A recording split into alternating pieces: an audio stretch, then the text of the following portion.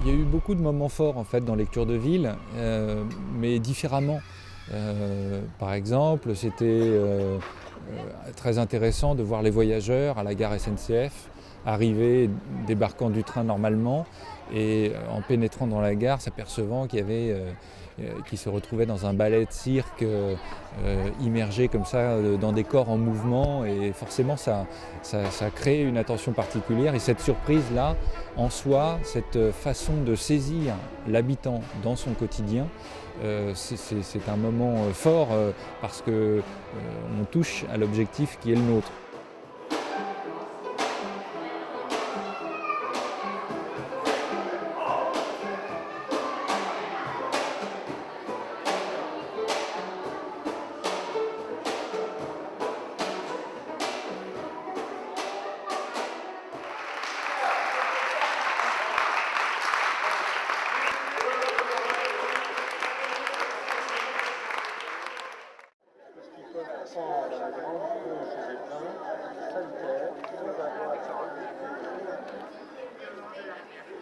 Après, il y a eu des moments qui étaient organisés différemment, qui ne cherchaient pas à surprendre, mais qui invitaient les gens à se réunir pour partager une émotion, comme par exemple la traversée de la nef par le funambule Mathieu Hibon, qui a été un moment qui a supposé évidemment une préparation très précise, à la fois avec l'architecte de la ville, avec le père Sureau qui nous a ouvert aussi toutes les portes avec son équipe de l'église pour pouvoir vérifier toutes les possibilités d'accroche, et puis l'installation elle-même, cette tentative pour nous de lier ce geste de célébration de l'édifice, de ce lieu de culte qui est important et qui est incontournable à Royan, de le lier avec un mouvement contemporain qui était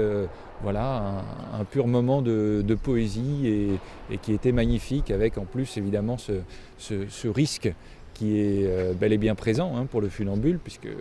45 mètres de traversée sur un fil de 12 mm, c'est pas si simple. Et donc il a relevé le défi, et il a pu réaliser cette traversée avec beaucoup de qualité. Donc c'était évidemment un des moments forts aussi de Lecture de ville.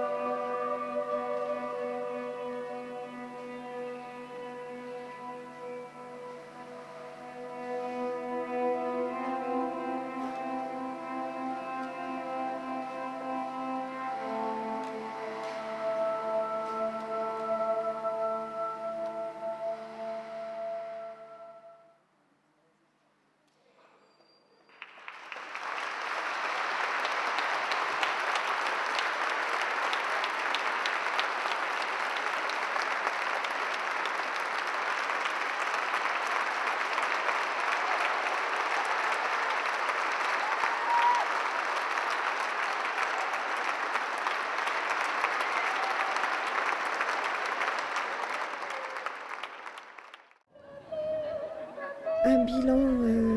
un satisfecit au niveau du public, des réactions du public très très encourageantes, hein, et des remarques et des regards émerveillés sur les moments forts de lecture de ville. Une envie de continuer aussi,